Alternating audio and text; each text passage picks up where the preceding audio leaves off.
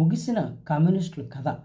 నేడు కమ్యూనిస్టు పార్టీల నుంచి దేశంలో ఏ ఒక్క రాష్ట్రంలో కూడా సీఎంలు లేకపోవడం ఒక శోచనీయమైనటువంటి అంశం.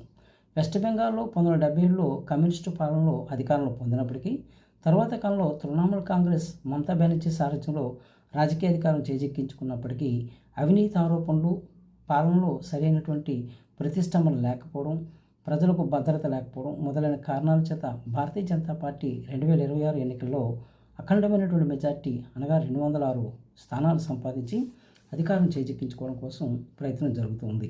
భారతీయ జనతా పార్టీ బెంగాల్లో విజయకేతనం ఎగరవేసింది. కేరళ రాష్ట్రంలో ఎల్డీఎఫ్ కూటమి పినరయి విజయన్ సారథ్యంలో 10 సంవత్సరాలు అనగా 2 సార్లు ముఖ్యమంత్రిగా పనిచేసినప్పటికీ నేడు యునైటెడ్ డెమోక్రటిక్ ఫ్రంట్ కాంగ్రెస్ రాజకీయ అధికారాన్ని చేజిక్కించుకోవడం ఒక ముఖ్యమైనటువంటి అంశం. కేరళలో కమ్యూనిస్టుల పాలన నుంచి రాజకీయ అధికారం అనేది కాంగ్రెస్ పార్టీ పొందడం నేడు శోచనీయమైనటువంటి అంశం. మరి త్రిపుర రాష్ట్రంలో మాణిక్ సర్కార్ అత్యధిక కాలం ముఖ్యమంత్రిగా చేసి దేశంలోని కమ్యూనిస్టు పాలనకు గీటురాయిగా ఉండేది.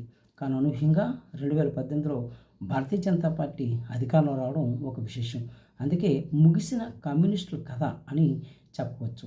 నేడు ఆ రాష్ట్రాల్లో భారతీయ జనతా పార్టీ అధికారాన్ని చేజిక్కించుకోవడం, కేరళలో కాంగ్రెస్ రాజకీయ అధికారంలో రావడం ఒక శోచనీయమైనటువంటి అంశం. నేడు భారతదేశంలో 17 రాష్ట్రాల్లో భారతీయ జనతా పార్టీ పాగా వేసింది. మరి 5 రాష్ట్రాల్లో పొత్తుతో కూడుకున్నటువంటి